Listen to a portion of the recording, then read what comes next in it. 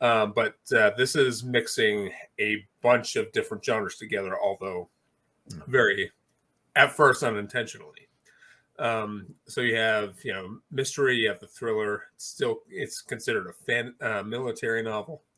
You have urban fantasy, you have political intrigue. You do have some slice of life moments in there. And it does deal quite a bit with mental health. And although this initial volume might not necessarily be considered grimdark, but I advertise it that way because it gets there. Almost like Halo's book. There comes to a point where you start asking, how far is too far? Yeah. And those questions will definitely be asked.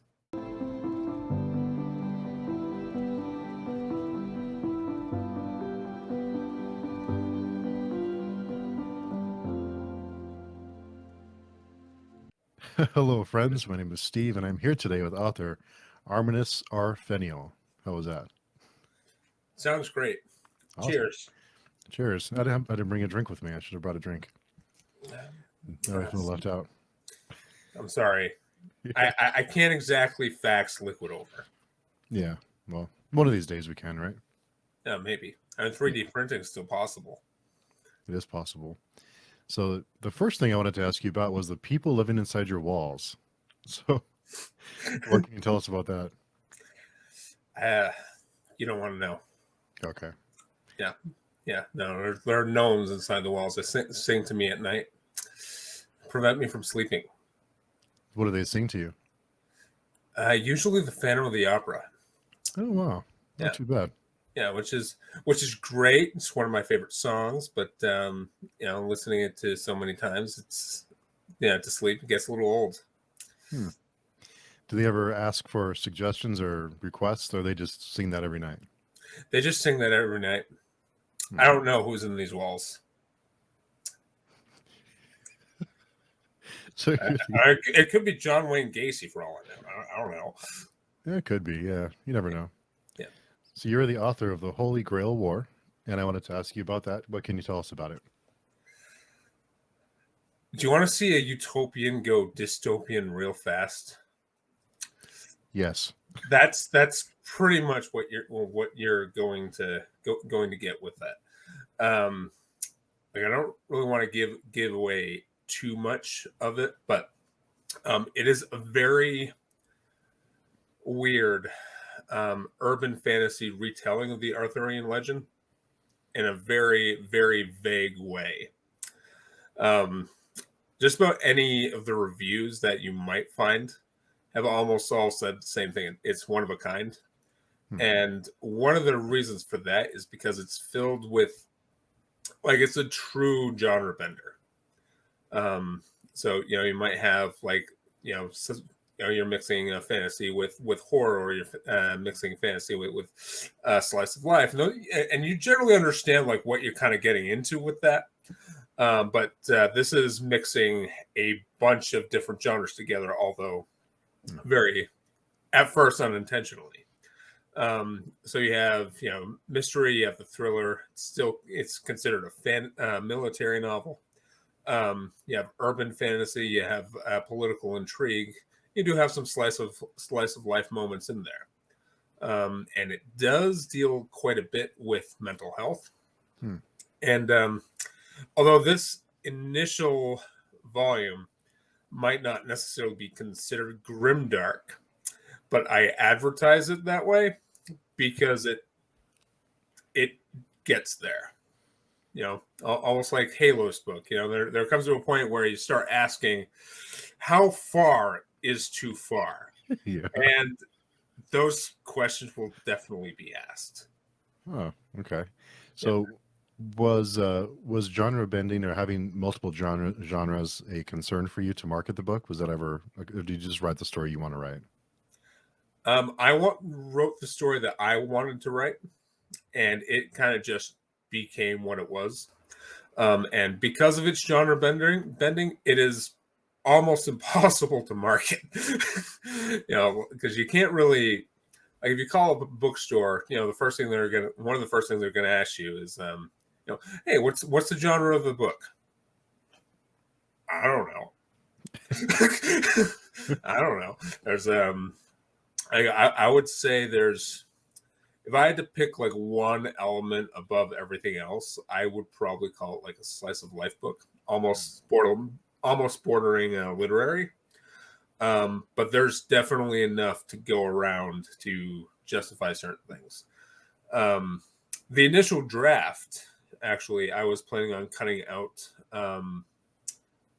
Actually, I did leave these out. Certain snippets that went into the magic system, that and a little bit of the horror that's inside, as well as the prologue. I did not want to include a prologue with it, but it needed this one. It absolutely needed this one.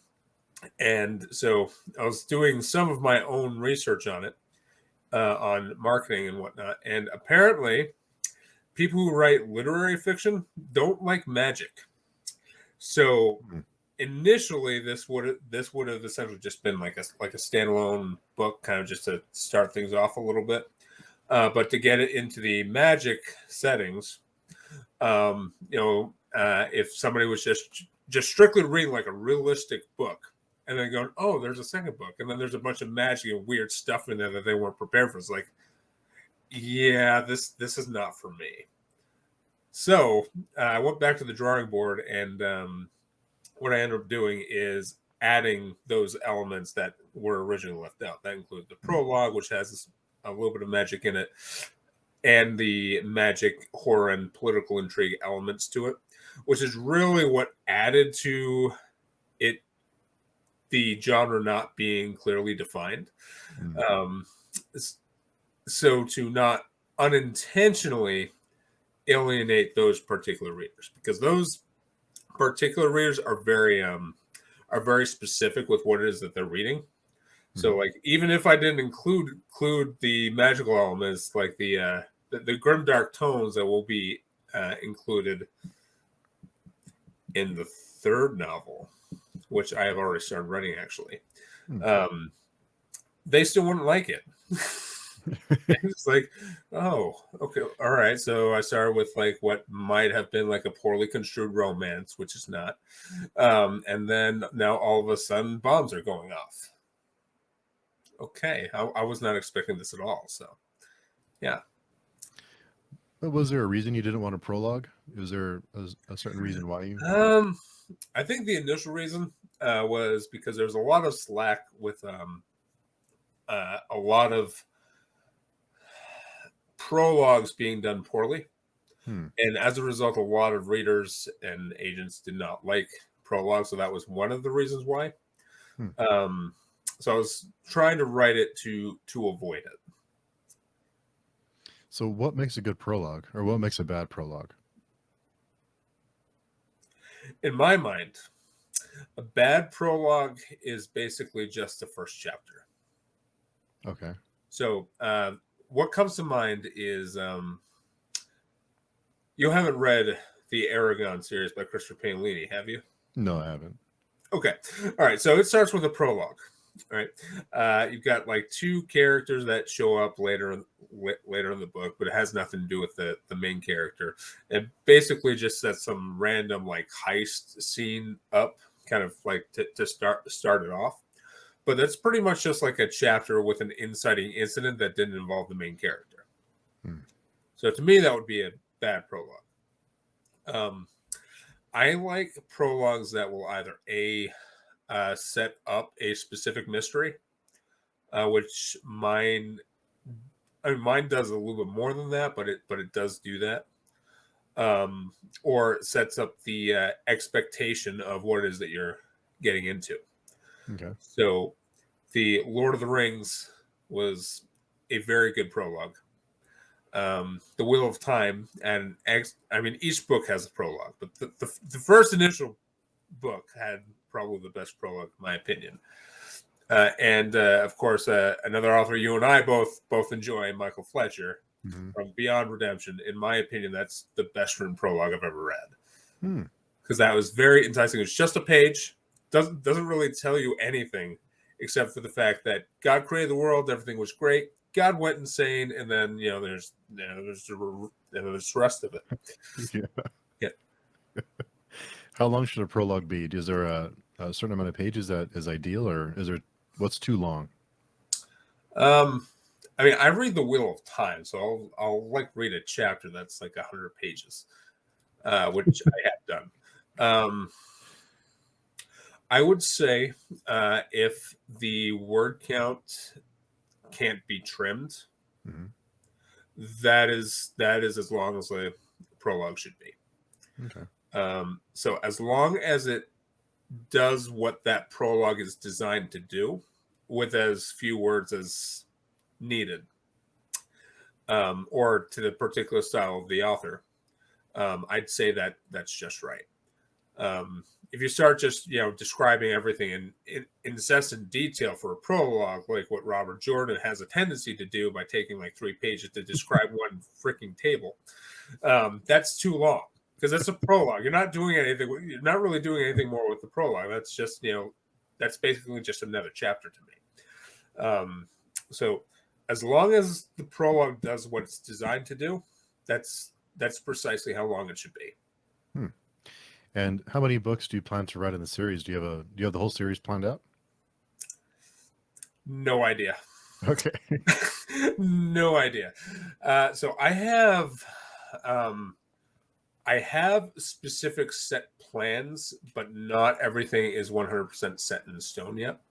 So this story has been, even when I'm not actively writing, I'm constantly thinking about it. Mm-hmm. So I think it's probably going to be longer than the Wheel of Time.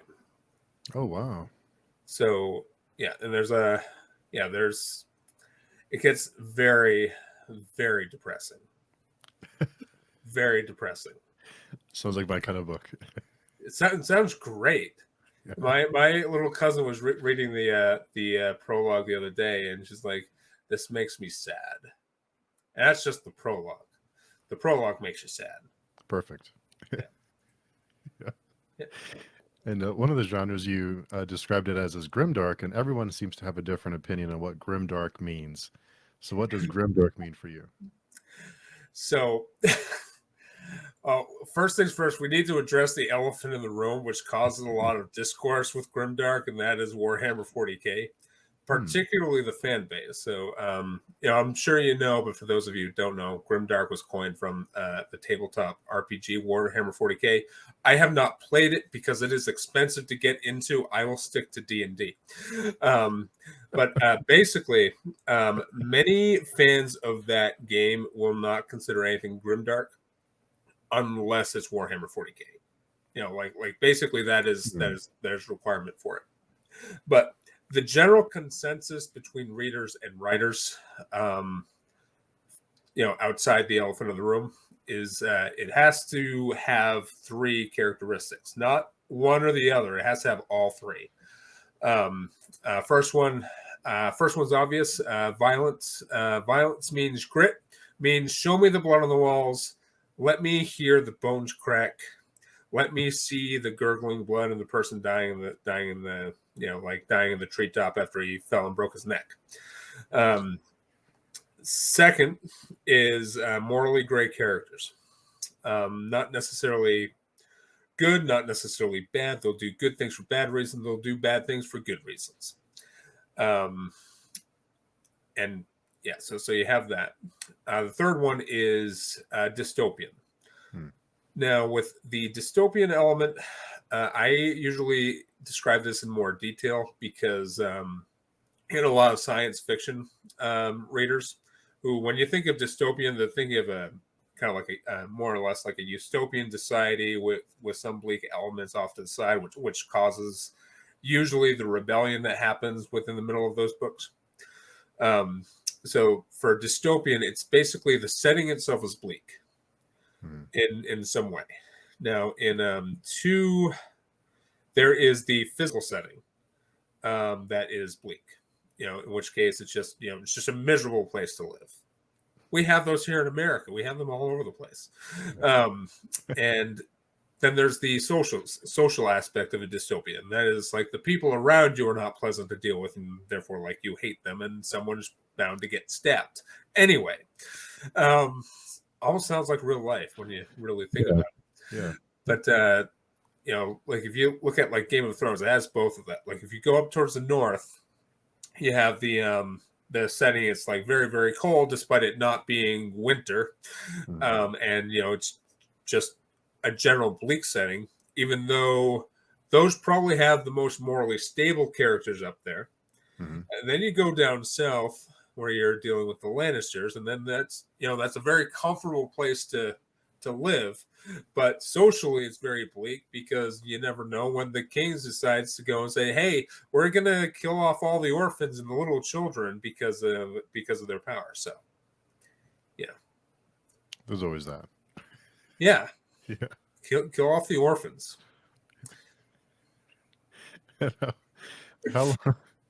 How long had this story been kind of brewing in your mind before you started writing it? So actually it started off as a scrap. So I started writing this off in college about five years ago. Originally it was going to be like a military intrigue, wasn't going to do a whole lot of fantasy or science fiction with it. And what was going to happen with that is I was basically going to do like a revenge story, which basically started with like some of the same main characters, militarily speaking. But I got busy and I completely forgot about it. And and then fast forward to almost this time last year, where I was rewatching some of my favorite anime, Violet Evergarden, which is not grimdark. There's no science fiction in it. There's no fantasy in it, and there's barely any violence. And that's what essentially like caused me to like come back to it and say, you know what? I now hate this book project. I'm gonna scrap it. I'm gonna keep some of the same characters, but I'm gonna rewrite it as more of a small slice of life initial novel, and then essentially in my brain juices started moving, and it went down to something that I'm probably going to have a hard time trying to control. Yeah. So is that good or bad? If you get to the point where you can't control it, is that a sign that you're onto something, or is that a sign that you're in trouble? Probably both. Probably both. And the good thing about me is I'm not like Faye. I cannot pants to save my life. I plot, so I probably plot more than what your typical plotter does. So oftentimes, me plotting my outline and doing the world building takes me longer than writing the actual novel. So there's one I'm working on right now. It's in the final process, actually. It took me about 3 weeks to write the outline. It took me a week and a half to write the first draft. Wow. It's pretty quick. I try. Yeah. I do my best. Sometimes it's hard to keep up with my pen, and then I start getting carpal tunnel. Also, you write with pen. No, I just type that fast. Oh, okay, I got you. Yeah. So, is it a short story if you wrote it in a week and a half, or is it a novella or a novel? No, it was a full length novel. It was about the last one. Rough draft was 75,000 words. Yeah. Wow, that's quick. Yeah. When did you start writing? I want to say about 2000, whenever the Peter Jackson's Fellowship of the Ring came out. So I watched that. I was enthralled with it, read the books, almost like spam read that. Constantly reread The Lord of the Rings. So I've been like writing like Lord of the Rings adventure fan fiction for quite a while. Yeah. And even my first book that I wrote and published in 2012, mistakes were made, so I don't really market that one. Was kind of like a love story to The Lord of the Rings. And fortunately, a small publisher is giving me the opportunity to fix those mistakes. So that's great. So it's still out there, but I am fixing the mistakes. So I don't really So I don't really market that Yeah. because it's not what, I mean, people can buy it if they want, it's still out there, but I don't really heavily market that. That was from 2012? That's from 2012 to 2013. Oh, okay. I think I might. I don't want to. I don't know if you want me to say it. I have your page pulled up. I was just checking to see what you're on Amazon, your books. But is there a lot of corrections you have to make, or is there just a few? So grammar, it was fine. It was just more of how the story itself was told. Okay. So I ended up rewriting the entire thing. So that is actually going to be much less of a headache dealing with the ISBN numbers for the small press, thankfully, because all the metadata is completely changed. And so it changed drastically because I really focused more on one main character as opposed to switching POVs, which I tend to enjoy as much as a lot of people find it irritating. Yeah. How many POVs are too many POVs for you? For me, I'd say generally about 3 or 4. Oh, so Like if you're gonna head hop, which what I do is like 3 or 4, like at most, absolutely. But if you're telling like a long like story, the epic, there really isn't too many as long as the writer is able to differentiate like who's telling, like whose point of view is the particular story. So like if you take like the Wheel of Time as a steeple example, there's like thousands of characters in there. There's definitely a couple of hundred POVs. I'm almost certain, and I'm jeez. pretty sure there is some head hopping. Um, yeah, so I don't have a limit. I know there are a lot of people who do. Yeah. Yeah. And so you mentioned this book from 2012, 2013, 14. How did that end up going back to a small press? How did that process happen? That's a good question. How did I do this? All right, so it still stayed with the Vanity Press, which is the bastard of all publishing companies. Again, mistakes were made. If somebody tells you to pay to publish your book, don't do it. Hmm. Yeah. So, anyways, no, you know what? I think it actually happened through Facebook. The small press, um, posted something on Facebook in like this massive hub that has like thousands of members all like doing something. They're trying to sell something, and they basically said, "Hey, we're open for submissions." Hmm. And at that time, I had decided, you know what, the Holy Grail War. After doing lots of thinking, I'm just going to do it myself. I'm going to do it the right way because it's gets complicated. I would not trust this with a traditional publisher house right now. Yeah. And so with this one, I says like, hey, I actually have something going on that I'm actually doing myself because, um, for reasons. But I told them my situation with the Vanity Press, and I was like hoping to get that rebranded, and it's like, yeah, we'll take it. Just query right away. And so I queried, sent the query out, and they accepted it. And so it went through the editor, which then basically says like, hey, you might want to rewrite this. And I'm like, you know what? You're right. That is probably going to fix most of these problems. And after rewriting it, I would say I probably fixed all of those problems. Yeah. Yeah. So for people who aren't aware, so you're watching or listening, what is an ISBN number? What does that mean? So an ISBN number is like your social security number, but it's for a book and a specific edition.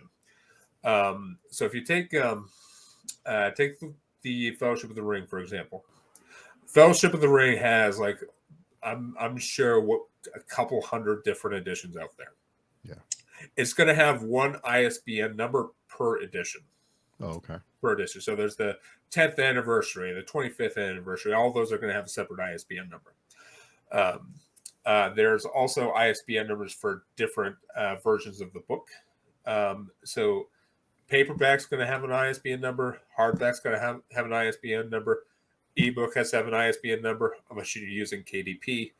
I am not sure if an audiobook requires it. But it's basically like your social security number. Okay. So with this Vanity Press, if someone asked you, a new author who was looking to query and get their book out there and is considering a Vanity Press, what would you tell them? As far as like querying? No, if they're considering a Vanity Press. Don't do it. What Don't. are the possibilities? What are the positives? Or possibilities? What could happen with the Vanity Press? Or negative or positive? I mean, I have a hard... They can format and put together a cover just fine. So, like, it looks like a very professional book. You will drop $300 to $400 based off of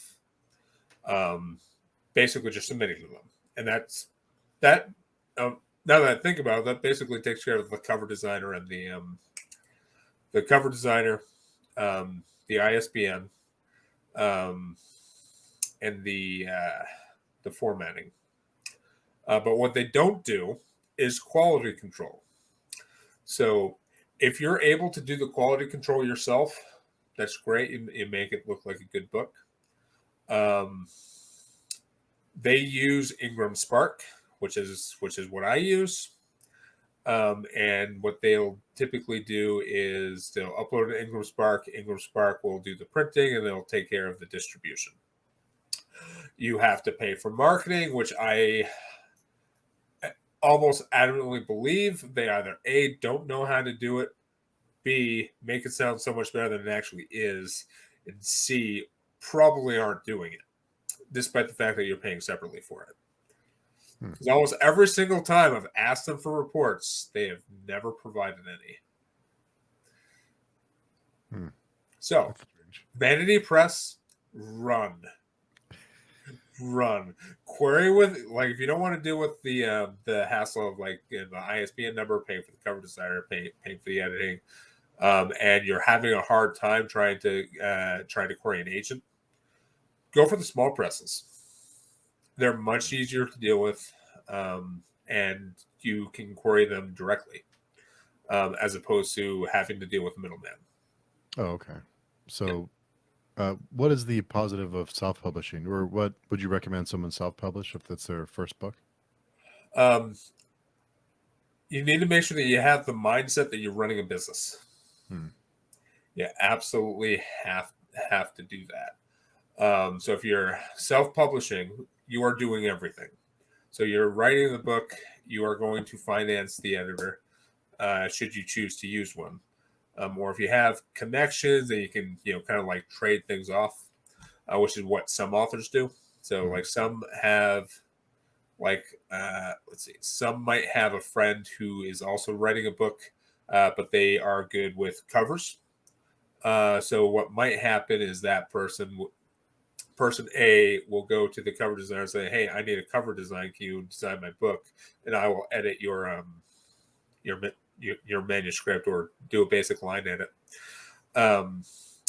Cover designers, you're going to have to pay for them. You're going to have to pay for the ISBN number, and then you're going to want to figure out what you want to do with distribution. There are pros and cons to virtually everything that you do as far as distribution. Some people choose to do Amazon, and then some like to buy into the let's do the expanded distribution network for Amazon. It's trash because the small book publishers will not work with Amazon, period. So in other words, if you just publish your paperback or your hardback through Amazon, you lose the entire small publishers, small bookstores. With Ingram Spark, you don't have that problem because they know Ingram Spark and that's who they use. Editing takes the bulk of the finances because there's like 3 types of editing you can do. You can do the development edit, the line edit, and the copy edit. You usually have to do 3 unless you're really good with an outline like I am. So I did not have to pay for the developmental edit. I do pay for the line and the copy edit, though. And then there's the cover designer. That can be expensive or cheap, depending on how you want to do it.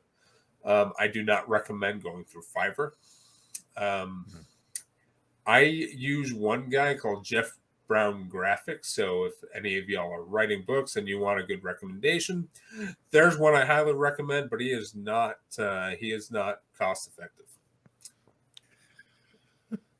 How much does an edit usually cost? What would you be expecting to pay for a good edit? Let's see.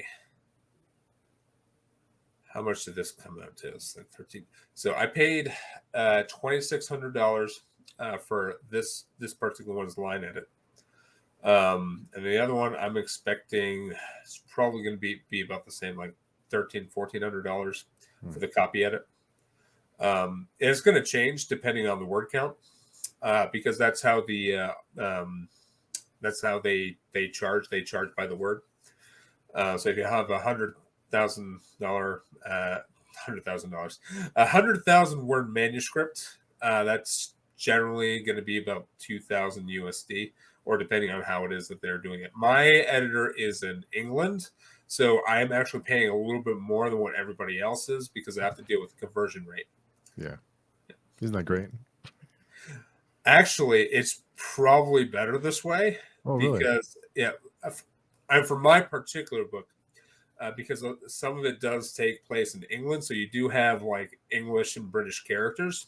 And so my editor is British, which works great because she can, like comment as he's from this part of England, so he might not actually say it this way. It's like, okay. I mean, I don't know. I trust you, so I'll take your word for it, and I'll change it accordingly. Yeah. You have to live there. I mean, might as well take their advice, and you're paying for it. So, yeah, absolutely. And what do you enjoy about storytelling? What do you enjoy? Because you have lots of other experience we'll talk about here in a minute. But what do you love about storytelling? Let's see. That's a good question. I mean, I like seeing it come together. So when I see a book in its final form, and like, when I mean final form, I don't necessarily mean like right off the press. I mean like, actually completely like ready to be printed, or sorry, not even ready to be printed, ready to be edited. So once I've like finished like one draft, and like I'm seeing everything like come together the way I wanted to envision to it, that's what I thoroughly enjoy. Everything that happens afterwards, the depression, the reader's depression, the phone calls to their therapists, that's just icing on the cake. That just makes me very happy.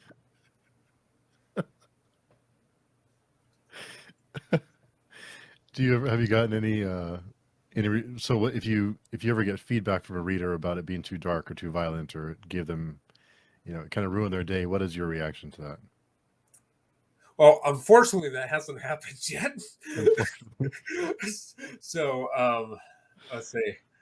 I've got two reviews. One was a 2-star in Goodreads. They didn't leave any comments on it. I'm assuming it probably had to do with some of the content inside, but they didn't say anything about it. Which, of course, I can't really respond to it anyway. But it's just like, oh, you're not telling me what you didn't like about it, or what what other people should avoid. And then the other one was a 3-star. I'm assuming the same thing probably had to do with the content inside, but they left it so purposely vague. You can't do anything with it. So I'm sure that day will come. I just don't know what I'll do yet.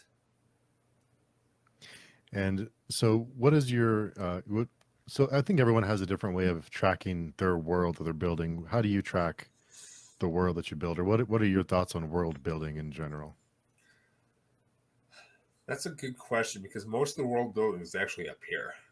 Hmm. So, which is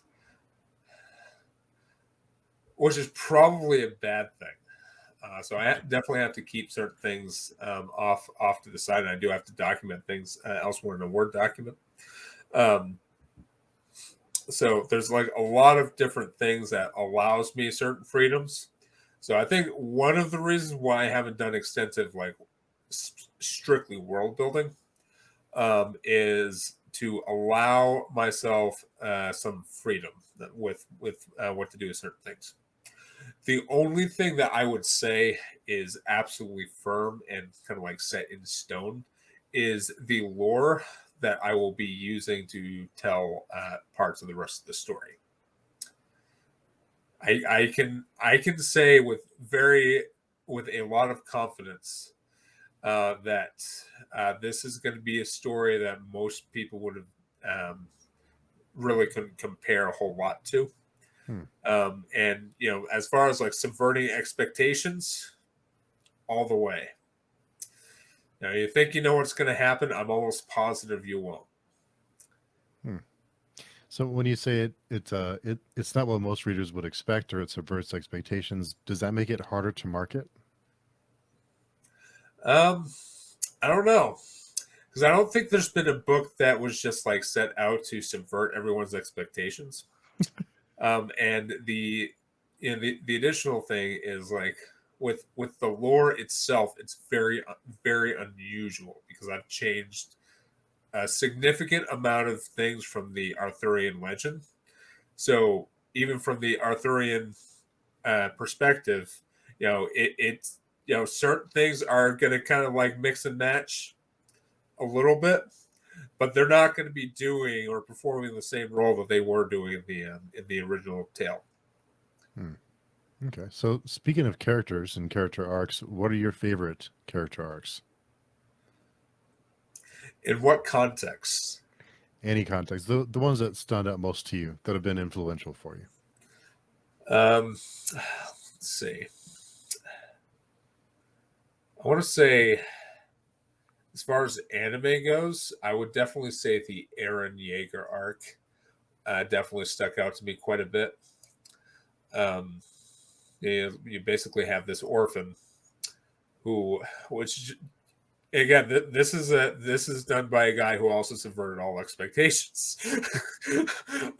So yes, some people probably think he's also clinically insane, but so that one stood out to me, because what you ended up getting is not at all what you expected. And then there was Shinji from Evangelion, who was just kind of like really, really depressed, which was great, because he had daddy issues, and he was like, "Hey, son, I need you to come here." I was like, "Dad, do I get a hug finally?" "Yes, but first things first, you got to get into a jump chute, jump in that cockpit, and then go fight that giant monster outside." And then he never got a hug afterwards. Oh, that's a bummer. Yeah.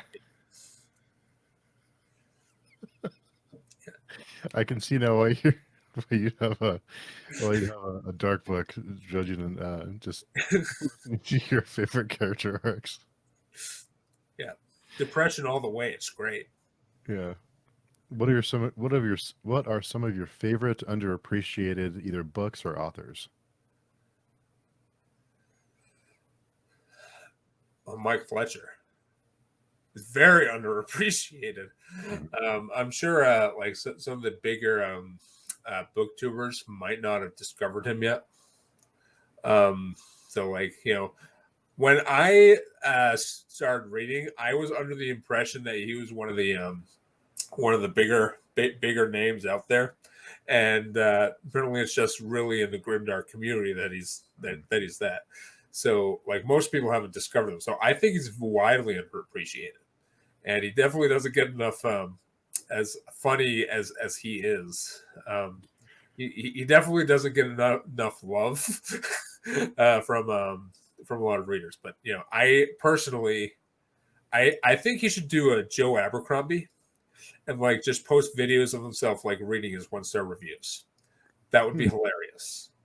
I would enjoy that. I think he would enjoy it. You had mentioned before that you don't like that. I like the idea of reading 1-star reviews as much as they're absolutely beautiful. Yeah, I'm not sure if I published a book, I don't know if I'd want to read. I would, because I'd be so curious to know what the 1-star reviewer said. So I wouldn't be able to resist. But yeah, that'd be tough. I don't know. I have a lot of respect for authors who work so hard on something and put it out there for everyone to absorb and give their take on. Yeah. Yeah, it's all my training as a door-to-door salesman led me to this. Okay. So speaking of your past education, your past experience in education, you have education in finance, economics, English literature, and criminal justice. Why do you write when you have all these other things to do, or how do you find the time? Because I wanted to get a job that would pay the bills. As you can imagine, I'm actually in the hole writing these books still. I'm probably going to be in the hole for a while. So criminal justice, when I got out of college, when I got out of high school, I wanted to become a cop. So I studied criminal justice. When I got done with that, because I was not permitted in the Navy due to some bullshit with the U.S. with my old pediatrician who misdiagnosed me with something I do not have. But because that's there, that prevented me from joining the Navy. Now, the reason I mentioned that is because when I got my my degree in criminal justice, over in the Boston area, you got this thing called veterans preference, and it was a very competitive field. So if they were hiring 10 people for Danvers Police Department, and you were at the top, you're the top candidate. All of a sudden, people start coming back and they're being discharged from the military. And they come back and they want that job. Now there's like 20 veterans coming back. It's like, okay, well, they were only hiring 10 people. You were at the top of the 10 list, but now you are now waitlisted because the veterans get the first pick, regardless of what they were doing before. So that led me to going back to school, and not entirely sure what I wanted to do. I just said, I like reading. I'll get an English degree and, go from there. Did that. They wouldn't let me do an internship as a journalist or go into like journalism or anything like that because the school was really freaking weird. It was really weird. So I did that. And then I got a job, ultimately got a couple of sales jobs in between them. And afterwards, went back and took some classes in economics and finance at Harvard. I still plan to go back, but right now writing books is kind of my priority. So that's kind of on hold at the moment. Oh, yeah. Priorities. Yeah. Yeah. Yeah. So with criminal justice, when I was a criminal justice major too. And there's a lot of things that surprised me about the law, learning about the law, just because things you wouldn't have ever really considered before. So what did you learn that surprised you during that time? I think the one thing that really stood out to me, and I kind of like stand by it. So I know that I, in the United States, am in the minority here.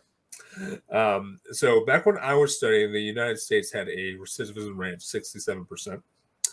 And so I guess for those of you who don't know what that is, that's the percentage in which people who get out of prison are more likely to go back in. And, a lot of that definitely like stems from the fact that, where they are really isn't conducive in fully reintegrating somebody back into society. So as a result, they do their time, they get out, they still can't completely function as a regular civilian. So the likelihood of them going back into prison is extraordinarily high. Most likely still is. Now, we watched a documentary of the correctional facilities in Norway. I get like we probably can't do something like that there unless we were just to remove Hawaii as a state, which I'm all for because I have no intention of going there anyway. But basically, what the recidivism rate back then for Norway was like 2%, and they didn't have a life sentence. They had 20 years plus 2, regardless of what you did. You were a serial killer, you got 20 years. Yeah, I think like the funniest story we kind of like heard during that was it was like, oh, what they get you in for? Oh, I was an axe murderer. Here's a chainsaw. Go cut down some trees. So what they did was they would take all the prisoners, ship them off to an island, and the island would basically represent like a village, and they were basically given tasks to work, during their period. So they were just working, and they were out and about, and then the correctional officers were there just to make sure they didn't escape. Not that they'd be able to do that anyway because they're surrounded by water. See how it's an island, it's not exactly safe to go out swimming. But you see, like the correctional officers actually like engaging with the offender as an actual person, which we don't do here. None of that we do here. Yeah. Yeah, I think we should look to Norway a little bit more often than we do.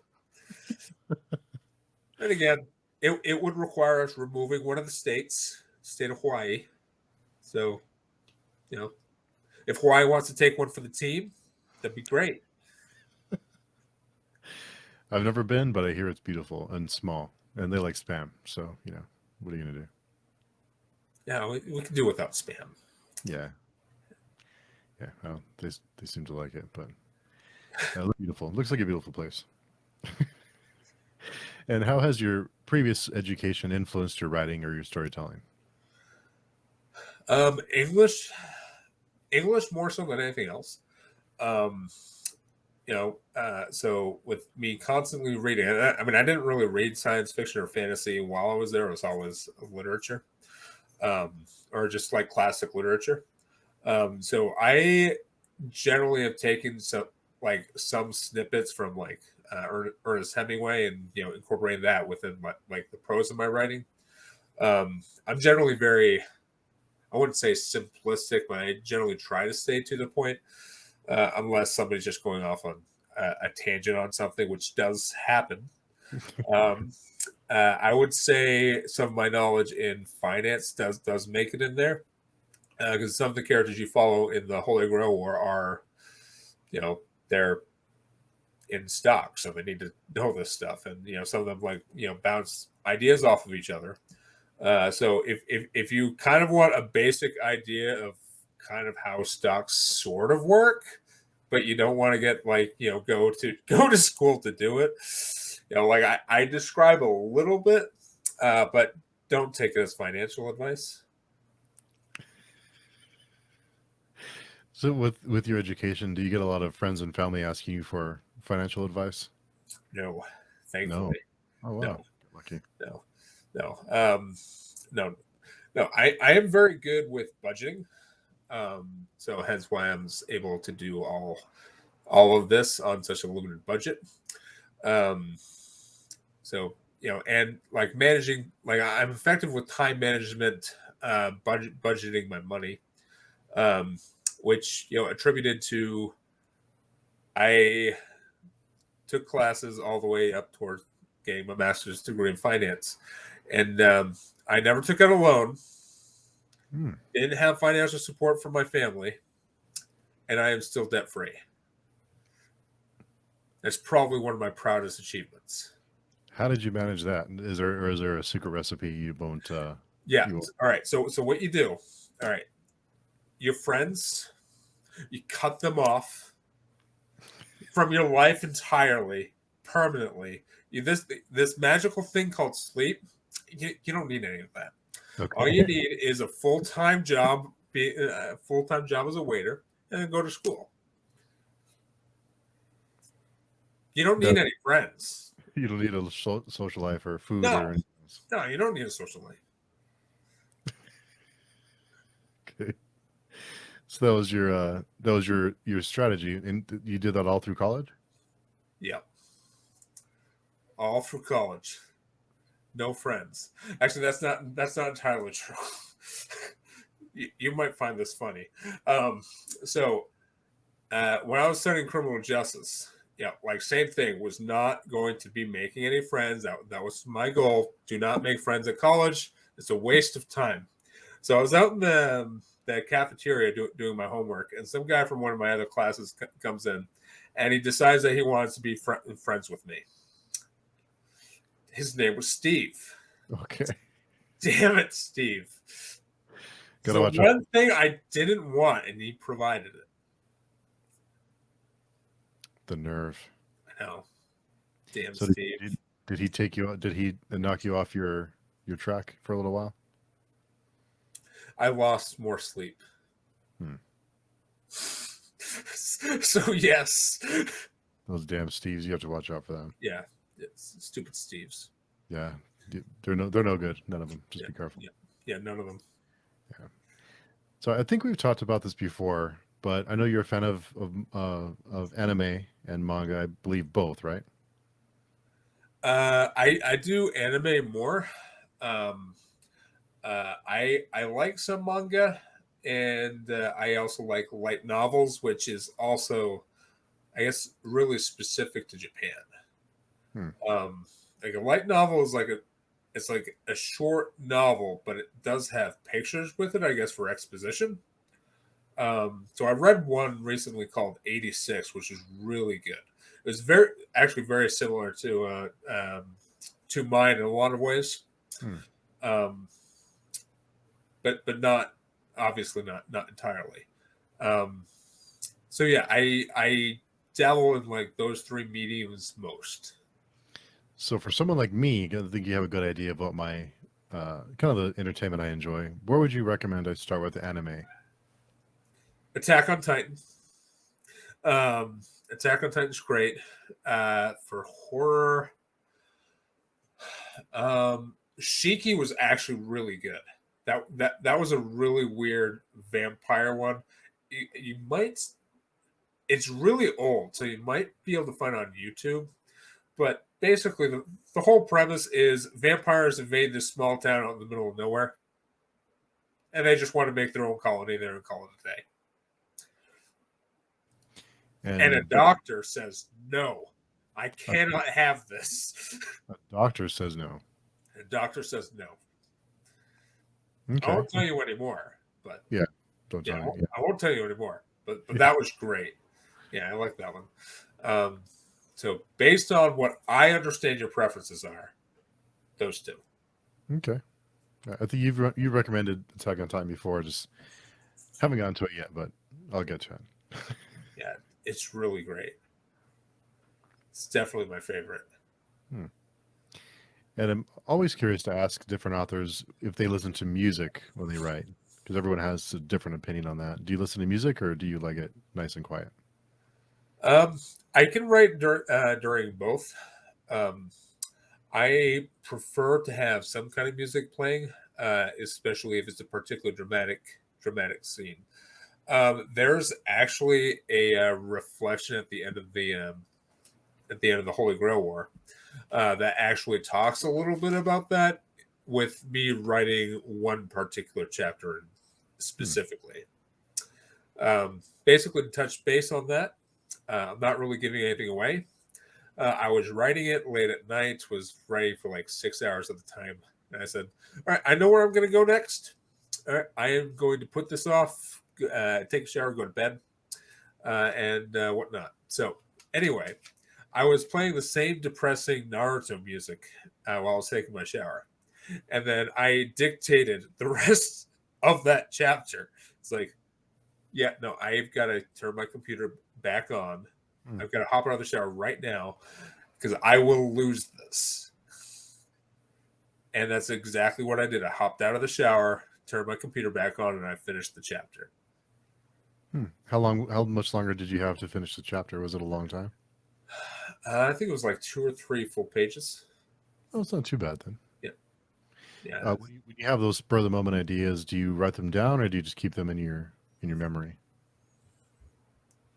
if I can write it down in some way, I would rather do that. Fortunately, I usually only do that when I'm like brainstorming larger ideas. So it's not anything like finite, like what that specific situation was. What that specific situation called for was I needed to hop back on and open up the Word document and finish it. But like sometimes I'm out and about and I'll just like replay something over and over again inside my head on how I wanted something to pan out. And what was the last book you read? Actually, it was a really bad C.S. Lewis novel. It wasn't. Yeah, it's still a novel. It's actually right here. You might not be able to see it. Out of the Silent Planet by C.S. Lewis. Not his best work, but you kind of got to see a little bit on how linguistics works. In real time practice. So it was cool, but it's definitely one that's probably not worth picking up. So, and I like C.S. Lewis, so that hurts me. So, besides not having friends through college, what was some of the best advice you've ever gotten? Life advice. What's the best life advice I've gotten? Make sense of the things that you do. So probably my favorite daytime jobs was when I was working in as a logistics broker, and I was assisting some guy on one of the biggest accounts that the company had, which is DPI Specialty Foods. So with that, we're racking in about $33,000 a week in gross revenue. And again, I kind of like got like switched off like in the middle, so I went from like one account to this one, and this one was just like, I was like used to like managing like 5 things at once, 5 things in a particular day, and then all of a sudden it's like, all right, so we got 25 loads we got to cover today. Let's get on. It's like 25. What? How are we supposed to keep track of all this? Oh, don't worry. Let me give you the spreadsheet. This is how we document. You're just doing all the check calls. I did make some mistakes. Fortunately, they never cost the account. But after a number of different one-on-ones with that broker, it's like, make sense of what you do. And that can really be applied to just about anything. So if you're going to do something, understand why you're doing it and understand like why, like the first step, understand why that is the first step. Before you take that first step, understand why that is the first step that you need to make. And then the second step, okay, well, why is this the second step? Understand really what makes that step so special as opposed to doing something else. If you do that with your day job, you'll really understand. If you take that advice into your work life, you'll most likely do very well. Some good advice. So, when you're not writing or watching anime, what do you enjoy doing? I go for walks. I live in Boston, so I actually like walks less. So I usually just go to the gym down the corner. I grew up in Maine, where I used to do a lot of my daily walks out in the nature. So I was kind of like far away from everything and didn't really need to have music playing in the background while I'm walking because it was very serene. Now I get to listen to the Boston Symphony Orchestra. Nice. Which is just a bunch of car horns and screeching tires. So do you miss Maine? Do you miss living in Maine? Hell no. No. Maine can burn. See, many people think hell is a very hot place. It's actually cold, and it's called Maine. Don't ever live there. What's wrong with Maine? The economy is terrible all the time. So, if you lived in like a summary vacation spot, you generally expect prices all around to like go up with supply and demand. It's just generally how economy works. But with Maine, it's all year, which means there are no seasonal prices. That's just the price, and it's higher than what like it should be. And so you have the people who are living there are paying more than what they should be for the general household goods that they need on a day-to-day basis because of the nature of Maine, because it's called vacation land. And one of the in my hometown that I spent a lot of time in is called Bridgeton. If you were to drive through it, you're going to see like the downtown area. It's got a lot of like convenience stores, gas stations, like just your general small town stuff, and it looks pretty nice. And you go up towards the beach on Highland Lake, which I advise not swimming in because they've got certain bugs in there that really mess you up. And on that beach, you have basically these lake houses. And these look nice. People must be well off in this particular town. No, that's some rich guy's summer home. Now, the average person generally lives either in an overcapacitated apartment building or are living in a shed. Or, in my case, you can be surprised with, it's like, hey, Armanis, so we're going to go camping. We're going to go camping, go pack everything up. All right, so here's the tent. We set up the tent in a campground. And it's like, all right. Oh, this is cool. I can get behind this. It's like, how long are we going to be here? I don't know, for a while. 1 week became 2 weeks. 2 weeks became 4. And then summer finally turned into, let's get back to school. And then I knew something was wrong. We couldn't afford housing anymore. But we could afford a tent. I highly do not recommend sleeping in a tent when it's snowing. Yeah. Don't do it. I'll be skipping Maine now. Yeah. You don't need Maine. Yeah. So now it comes. You told me before we started recording that you were ready for this portion of the conversation. So let's see how prepared you are. So we'd like to finish with every interview with a group of questions that are fun and lighthearted and just kind of finish on a high note. So we'll start with: was there a hobby or thing that you tried that you're excited to try, but when you tried it, you did not enjoy it? You see, I kind of have to like amend that a little bit because everything I've tried, I've generally enjoyed. There are things that I have tried that I have enjoyed less than what I thought it was. Mm-hmm. And I would say for me, that would probably be drawing. Really? Yeah. What is about drawing that you didn't enjoy? Well, for starters, it takes a while to get good at it. I'm not, it takes, in my opinion, more time to get good at drawing than it does to get good at learning the guitar. Which I can't say that I do play because I don't know all the chord shapes and whatnot or all the individualized scales, but I do actively play it on occasion. But I'm not I'm not an imbecile with it, but I'm definitely not no Jimi Hendrix.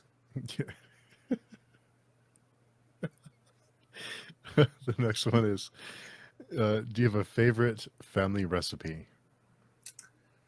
Let's see. So my grandmother, every year at Thanksgiving, makes this ice cream cake. It's a very special type of ice cream cake. You cannot get these in stores. So you take a giant tub of ice cream, stick it in the freezer. When you're about to make it, usually you stick it on the counter, let it soften up. Mm-hmm. And what you do is you take a bowl and mix corn syrup, peanut butter, and Rice Krispies. And what you do with that is you mix it all together so it's nice and sticky.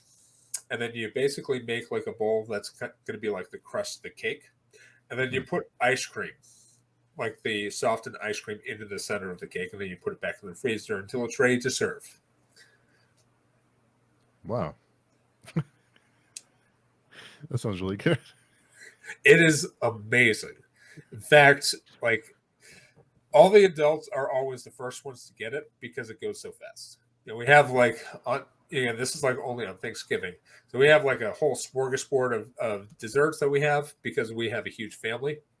But that's the one that gets special treatment. Wow. So how much of each ingredient is put into this bowl of ice cream? It's about like a regular sized pie.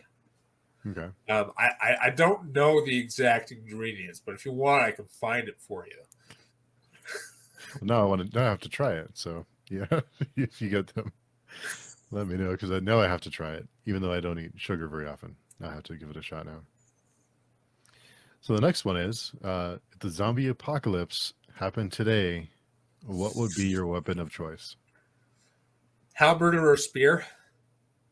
It's got reach. You can, it's almost good just about any type of situation until it breaks. But, and then with the halberd, it's got like a significant amount of steel that you can even like double as a bludgeoning weapon if need be. Yes, I've had a lot of time to think about this. You never know what might happen. Now, these could be slow zombies like Resident Evil, or the fast ones like in World War Z. So, what do you prefer? Do you prefer fast or slow zombies? If I'm trying to survive, I would prefer the slow ones. Mm-hmm. But I guess in film, I definitely prefer the faster ones because it just feels more terrifying. Because they're like they're sprinting at you. Yeah. It just feels more terrifying. And like one of the things that kind of like pulled me out of like a lot of like Maine zombie movies, and I'm just like, okay, like I understand people rising up from the graveyards and whatnot, but like they're not moving that fast. You can easily like walk around them in most cases. So I'm like, yeah, it kind of like usually pulled me out because it just didn't seem like it should be that bad. Otherwise, there's just way too many dead people in the ground. Maybe we should do something about it before that happens. I don't know. Yeah, we should probably prepare for that. We should all have spears just in case. Yeah, we should. Yeah, absolutely. So the next one is, what was your first job? Vector marketing. I was selling cutlery for Cutco, which I still stand by. It's the best set of knives that you can ever have. I was doing that for a while, a little bit. Wasn't great at it because they did not actually teach you how to deal with overcoming objections, which is what I picked up from my door-to-door sales job. But I'd say like the first job I had with legitimate, consistent income is as a dishwasher for Margarita for a Mexican restaurant. And I was actually there for 7 years total, where I moved up. Ultimately accepted a job as a shift manager, but I could not get it because at that time the job economy was no, it wasn't the job economy. It was like the exact opposite was the problem. You had jobs, but not enough people were working them or wanted to work them in my particular area. So I was kind of like stuck, even though I had the promotion in hand, I had the corporate letter that said, "Congratulations on your promotion." But I was still waiting tables like 7 days a week. So, yeah. And no friends. And no friends. So, yeah. It's like salt on the wound. So, how do you overcome objections? So they have a lot of different formulas. A lot of different formulas. So they have one called AIR, AIR, which is acknowledge what the objection is, ignore the objection, and then resume. Just like, all right, I understand somebody came back last week, but I'm here on behalf of so but I'm here on behalf of so and so, and you just keep like recycling until eventually they let you in the kitchen. Is that effective? Does that work? Sometimes they just slam the door in your face, or basically what ended my career is somebody pulled a gun on me. In which case, wow. like, all right, well, nope, this is not worth $40. Pulled a gun on you. How did that happen? Did you air them and then they were upset? Yeah. Okay. Was it just a like a surprise thing, or were you in a bad area, or how did that happen? That was a number of years ago. It was Dorchester, so it might not have been the greatest area. Yeah, so it might not have been the greatest area. So the last question I like to ask everyone is, just so I can improve, my questions and format and everything, is if the roles were reversed and you were in my position, what was there a question that you would have asked that I did not ask? Do you know the Muffin Man?